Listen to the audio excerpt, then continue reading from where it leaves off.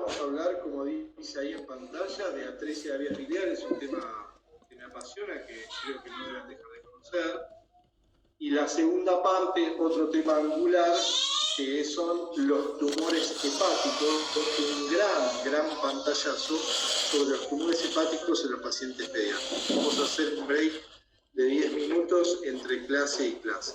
¿Sí? Les pido que por favor, ante cualquier duda, abran el micrófono y la pregunten. Me parece que es lo más dinámico que podemos hacer. Yo no los veo directamente, así que preferiría que cuando ustedes deseen, abran el micrófono. ¿Sí? ¿Estamos de acuerdo? ¿Alguno que por lo menos me conteste si me está siguiendo? Sí, sí. Sí, sí. Bien. Bueno, vamos. La atresia de vías biliares es una patología que en los países desarrollados es la primera causa de trasplante hepático y por eso adquiere significación. Y lo que hoy vamos a tratar de hacer es tratar de definirla, hablar de su epidemiología, de su etiología y fisiopatogenia, más o menos todos juntos, algunas clasificaciones que los pueden ayudar a ustedes como especialistas para arribar al diagnóstico, qué estudios complementarios pedir y cuáles no, y cuál es el tratamiento actual y qué controversias en la actualidad manejamos sobre este tema. La definición de atresia de vías biliares no es ni más ni menos que, o no incluye ni más ni menos que todo esto, ¿sí? Es un proceso que a la microscopía se ve células inflamatorias. Entonces la primera descripción es inflamatorio, crónico, porque uno trata a chicos con atresia de vías biliares con más de 1 o 2 meses de evolución en general, progresivo. El deterioro es progresivo en estos pacientes. Órgano selectivo y edad. Órgano selectivo es porque en general está confinado a todo el hígado, ¿sí? No a la atresia de vías biliares, no a la vía biliar extrahepática, sino a todo el hígado. Y digo en general porque, como van a ver, también se asocian con otras patologías. A la edad, esto es algo que pasa en el periodo perinatal y se extiende durante los primeros meses de vida. Fibroesclerosante, obliterante, y lo más importante, es un proceso irreversible. Doc, una consulta. No Sí. se ve cuando pasa las diapositivas, estamos todavía en la presentación. Perfecto. Bueno, vamos a ver cómo lo solucionamos. Ahora sí, estamos en definición. ¿Sí? No sé si yo soy el único, pero el doctor me aparece fijado y veo la pantalla muy chiquitita. A ver. ¿Y ahora? Hola, sí. ¿Ahora ven en la pantalla definición? Sí. ¿Sí? Y también, Doc, hay unos compañeros que quieren entrar. Miércoles. Por eso había esperado los primeros minutos, a ver, espera.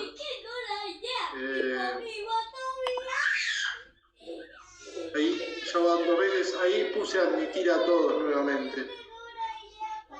A ver, Luis, ahí está también. Bueno. Bien, esperemos que hayan ingresado todos al final y volvemos a la presentación. Ah, no, ahí está.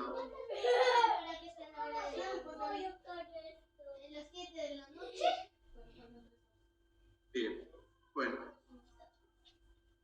Ahí están viendo entonces la pantalla. Sí. Bien, entonces, repito, definición, proceso inflamatorio, fibroesclerosante y obstructivo que va a afectar a los conductos biliares tanto intra como extrahepático. La atresia de vía biliar no es solamente extrahepática y finaliza en una fibrosis y obliteración de todo el tracto que, por evolución directa, termina ni más ni menos en la cirrosis. Ahí el cambio de pantalla, ¿lo ven? ¿Ven la diapo que dice epidemiología? No. No, doctor. ¿No? Madre. ¿Ahí sí? Sí, ahí sí. Bueno, seguimos acá entonces. La epidemiología en Occidente es diametralmente opuesto con respecto a Oriente. En Oriente se dice que esta patología, tomando a Oriente como Japón, China, Malasia y, y la India incluso, pero con menos importancia, tienen una incidencia 1000 veces mayor que en Occidente, ¿sí? En los países desarrollados de Occidente se dice que se da entre 0,5 y un caso cada 10.000 nacidos vivos, mientras que, por ejemplo, en los países que les mencionaba, Taiwán, Japón, uno cada 5.000 o uno cada 9.600 nacidos vivos. En Nueva Zelanda la incidencia es el pico mayor, con uno cada 3.000, 3.200 nacidos vivos. Es una patología no hereditaria y representa ni más ni menos que 1/3 de todas las colestasis del lactante. Como les dije al principio de la clase, es la causa más importante en países desarrollados de transmisión de paz. Faltan 3 horas y es mucho. ¿Pero qué? Perdón, pero al cambiarlo así. Con respecto a la etiología, no se sabe, hay mucha controversia. Se dice que su origen es tan disímil como todo esto que tiene acá. Genético, en algunos casos malformativo, en algunos infecciosos a expensas de algunos virus, porque en las muestras se han objetivado algunos ARN, inmunológica para otro, ambiental. La verdad que cuando le tenemos que explicar a los padres y a algunos colegas cuál es la causa, decimos que es multifactorial. Lo que sí se ha estudiado en algunos animales que tienen dentro de su génesis la agenesia biliar. Por ejemplo, el pez que se llama lamprea, que desarrolla un conducto biliar primitivo y después en su evolución va a la agenesia de ese conducto biliar y viven con esto, ¿sí? Entonces se trató de estudiar ese mecanismo. Miren, la variedad también se ha descrito en algunas razas de cordero, esto se estudió en Australia, que los recién nacidos de las madres que comían una planta particular que se llama disfania, que tenía un isoflavonoide específico, también desarrollaban esta atresia biliares. De hecho, a este compuesto se lo llama biliatresona. Entonces, se empieza a buscar en la naturaleza canales comunes, pero todavía no sabemos cuál es la etiología de ciencias. Lo que sí hay que saber, y por eso lo pongo desde la etiología, es esta clasificación. Si ustedes me preguntan cuáles son las 5 cosas que se tienen que llevar a esta clase, una es esta clasificación. ¿Por qué? Porque el mundo, cuando habla de tipos de atresia de vías biliares, se fija en esto que está propuesto por un cirujano pediátrico del King's College de Londres, que se llama Mark Davenport, que hizo una primera aproximación clasificatoria según etiología. Y describió a la atresia de vía biliar en sindrómica, quística, secundaria al CMV y aislada. Entonces, la sindrómica, que representa más o menos el 10% de la estadística, se asocia a malformaciones, como antes les empecé diciendo, clínicas o algunas tetrasomías, como la del cromosoma 22 o trisomías. Puede asociarse a otras malformaciones mayores y, como pasa generalmente, con cardiovasculares, pero también intestinales, como atresia yeyunal o la atresia de esófago. La atresia biliar quística representa un poquito menos, entre el 5 y el 10% de todos los casos de atresia de vías biliares, y en la fase prenatal es uno de los diagnósticos diferenciales con el quiste de Coledo.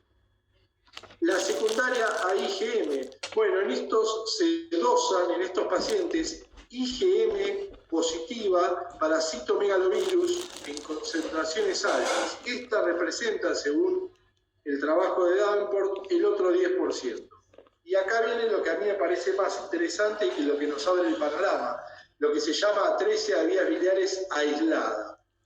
Todavía sigue siendo la variante más común, para algunos más del 75% de los casos, y para las series de Occidente, donde hay menos concentración de esta patología, alrededor del 60% de los casos. ¿Por qué digo que es el futuro? Porque identificar la Ok, me parece muy bien. y la secundaria CMV, me parece que este es el grupo que se va a ir desglosando. O sea, ¿qué quiero decir con esto? Le pusieron atresia bilabial aislada porque no se sabe cuál es, o no se pudo directamente relacionarla con ninguna causa específica. Entonces, esta melange de casi el 75% es la que de acá a algunos años va a ir cambiando seguramente y se va a ir desglosando. Bueno, acá les puse unos ejemplos.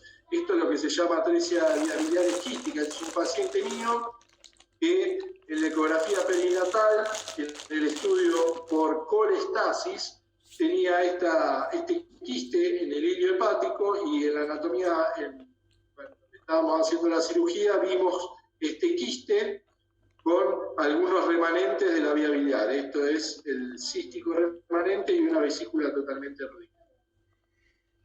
Y esto que tiene acá al costado es un trabajo que presentamos hace algunos años, donde muchas veces no es fácil en pacientes que debutan con colestasis temprana hacer diagnóstico diferencial entre atresia de vía biliar quística y dilatación congénita de la vía biliar. Por ejemplo, este es un paciente con una dilatación de la vía biliar intrahepática, pero sin pasaje de contenido distal. Uno diría parece una atresia, pero si uno hace foco en la colangiografía, lo que se ve es que tiene una bifurcación de hepáticos comunes y tiene una de tercer orden, tiene una bifurcación de los hepáticos derechos, por ejemplo. Entonces, no es característico de la atresia biliar y fue tomado como un quiste de Coledo, con buena evolución. Yendo a la fisiopatología, y no me voy a extender mucho más, se presenta como colestasis, y si uno lo deja a su evolución, va a la acidorosis biliar secundaria y a la insuficiencia hepática. Repito, no me voy a extender en honor a los tiempos. Esta es un trabajo muy interesante que está publicado en el 2010, en el World Journal of Gastroenterology, que se pudo demostrar los cambios tempranos, fíjense qué tan temprano, entre la 8ª y 9ª semana de gestación, que hay en la placa ductal. Esta es una placa ductal normal, con remodelación normal, y a la 20ª semana, cómo va cambiando esta placa ductal, que es la que después va a resultar, esta inferior derecha, en una atresia de vías biliares.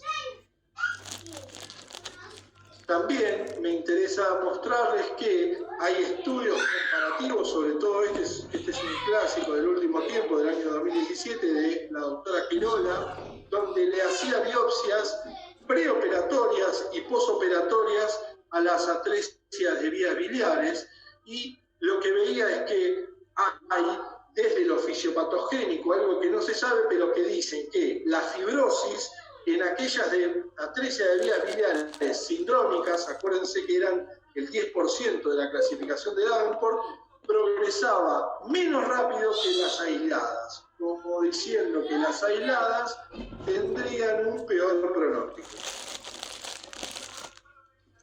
Bien, vamos puramente a la clínica, al paciente que van a recibir. Bueno, el paciente que van a recibir es un lactante colestásico con ictericia, con coluria y fundamentalmente con acolia. ¿Sí? De la tríada que acá está marcada, no hay que dejar de mencionar el tema de la acolia. Es un predictor muy importante. Ahora vamos a ver cómo nos va a ayudar ese predictor. Dentro de la clínica también a estos pacientes durante mucho tiempo se los trató de dividir en los que tienen atresia de vías biliares llamada embrionaria o fetal y la tipo perinatal.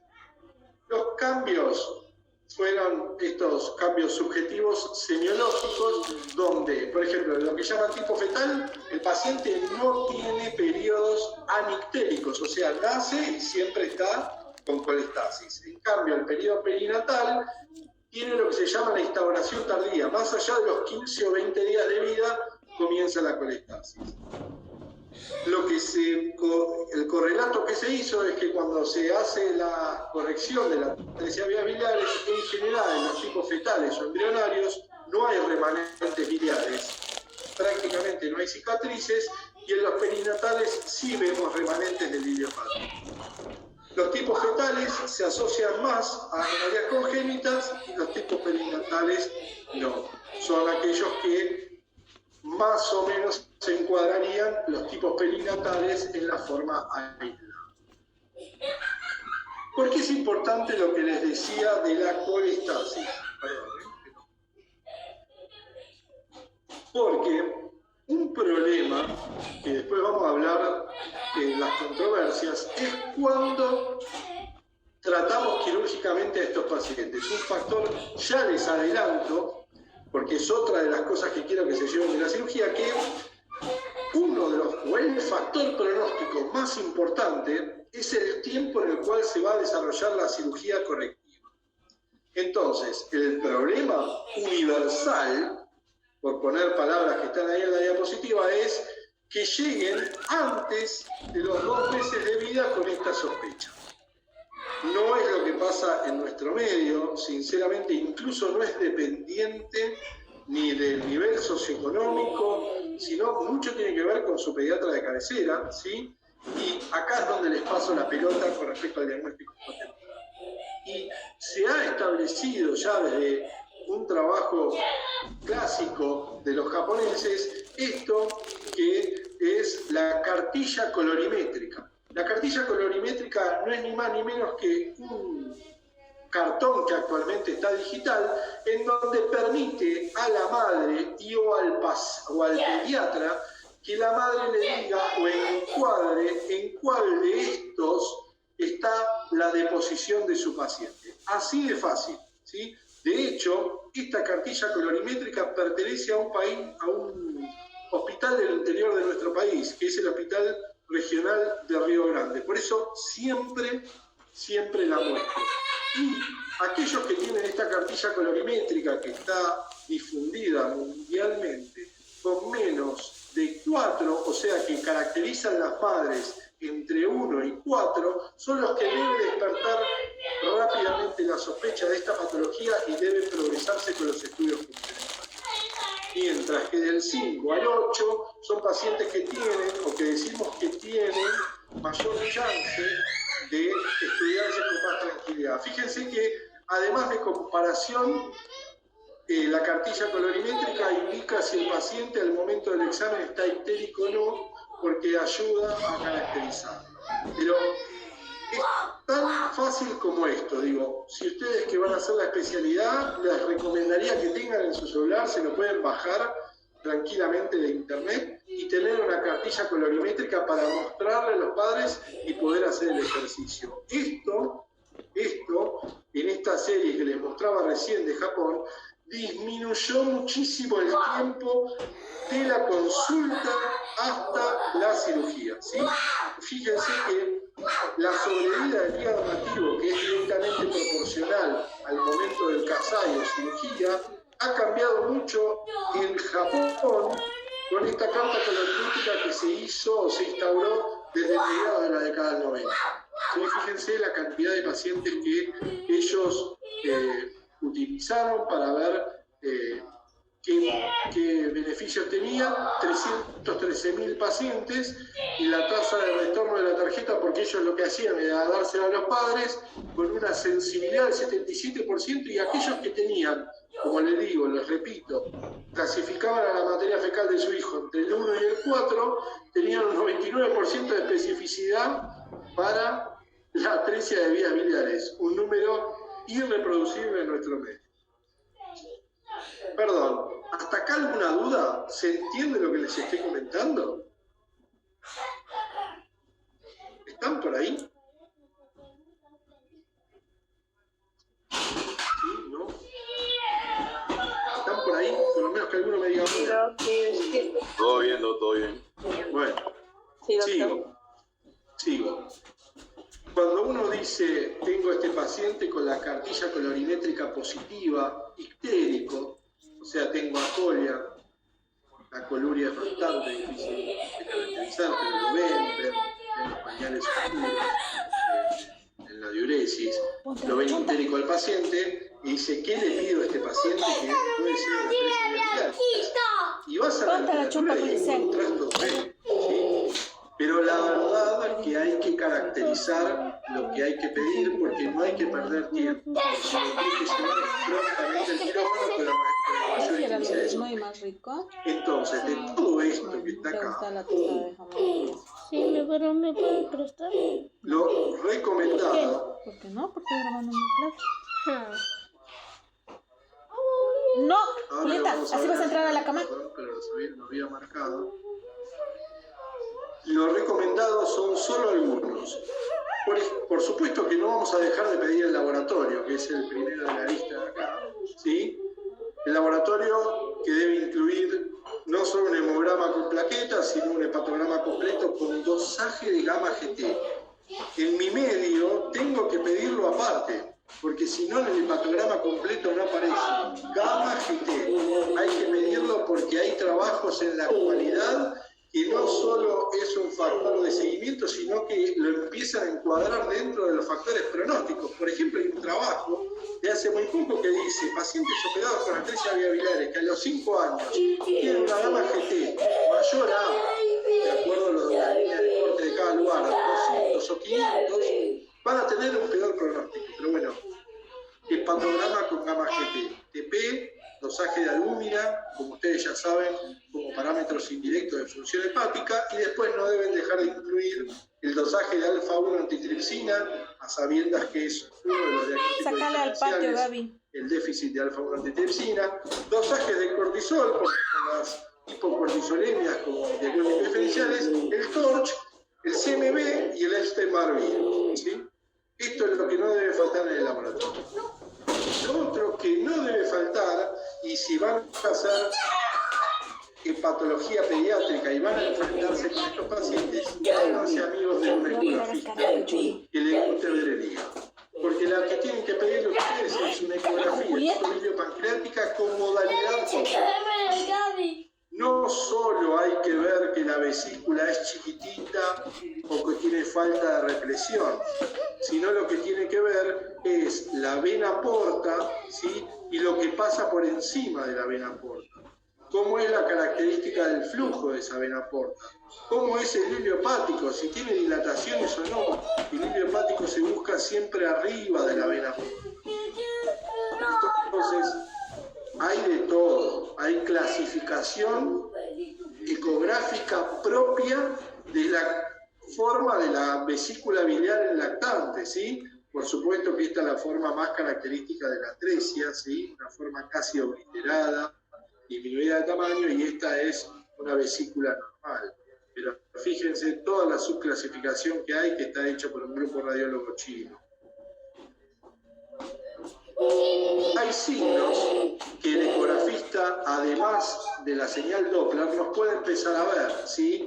Y vuelvo sobre lo que ven arriba de la vena porta. Esta es la bifurcación de la vena porta, y lo que se mide es lo que se llama el signo de la cuerda triangular. Fíjense que acá prácticamente no hay una refulgencia arriba de la vena porta, o es chiquitito, y fíjense en este paciente con atresia de vías biliares, la vena porta, y arriba esta cuerda, que la llaman cuerda triangular, y es un signo indirecto característico de los pacientes con atresia de vías biliares. Por eso, háganse amigos de un buen ecografista, que sepa hacer Doppler y que busque, entre otras cosas, el signo de la cuerda triangular.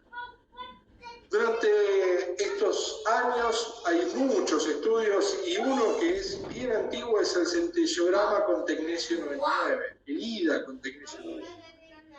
Es un estudio cruento, tienen que al paciente inyectarle el tecnesio 99 y hay que hacer dosajes, o mejor dicho, lecturas con el cursor a las 8 horas, a las 24 y algunos dicen a las 48 horas. Los fanáticos de este tipo de estudios dicen que tiene una especificidad de hasta el 91%. ¿Qué es lo que buscan?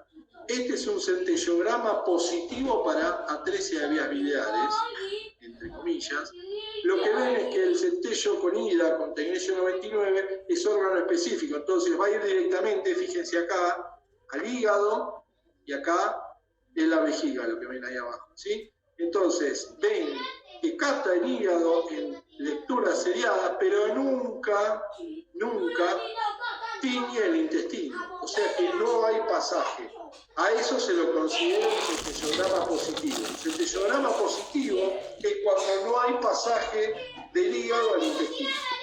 ¿Se entiende esto? Sí, sí. Bien, en nuestro algoritmo que manejamos, no lo estamos haciendo. Es un estudio que provoca una dilación de los tiempos. Y sí, el gol estándar para hacer el diagnóstico de esta patología es la colangiografía. Colangiografía que la pueden hacer, o sea, colangiografía es tinción de la viabilidad. Y la pueden hacer de múltiples métodos, ¿sí? La colangiografía se las estoy mostrando. Esta es una que se hace por laparoscopía. Se canuló el fondo de la vesícula, se tiró contraste. Voy aunque sea, no sé si agrandar porque no lo voy a ver, pero se ve la vesícula y pasaje hacia distal, porque acá se ve el duodeno todo teñido. Esta es una atresia de vías biliares proximal, es una variante rara. Por eso siempre la muestro, no es de las más frecuentes. Tiene una vesícula permeable y el pasaje al duodeno. Habitualmente la colangiografía no es posible. ¿Por qué? Porque es tal el rudimento de la vesícula que cuando uno la punza en general no tiene luz, entonces no hay pasaje de contraste, entonces se dice que el paciente tiene una atresia de vías biliares. Nosotros esta colangiografía la hacemos por laparoscopía. Esta es una muestra de una laparoscopía. Fíjense lo que es la vesícula rudimentaria. Nosotros tenemos acá al paciente, ponemos por el ombligo una cámara de 5 milímetros y subcostal ponemos otro trocar de 5 milímetros. Pero siempre dejamos marcado al paciente por si después hay que convertir. A través de la de 5 milímetros, lo que nosotros hacemos es exteriorizamos por un trocar, por este trocar, el fondo de la vesícula, lo punzamos y le estiramos contraste. A veces es tan rudimentario que no llega a salir y directamente progresamos a la cirugía.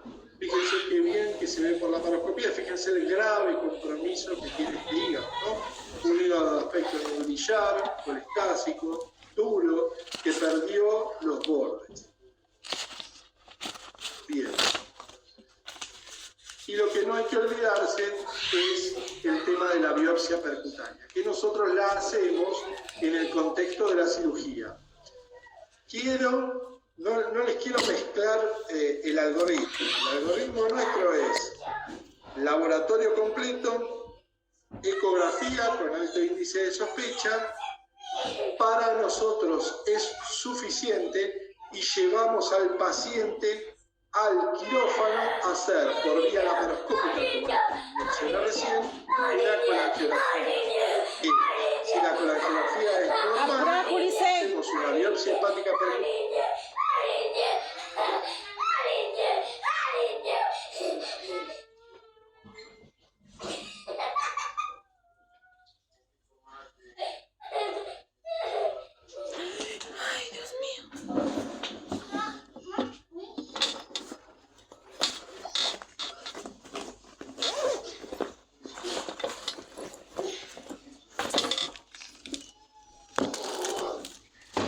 Mami, ¿puedes ir a hacer caca? Espera que la pista. ¡Estoy haciendo caca!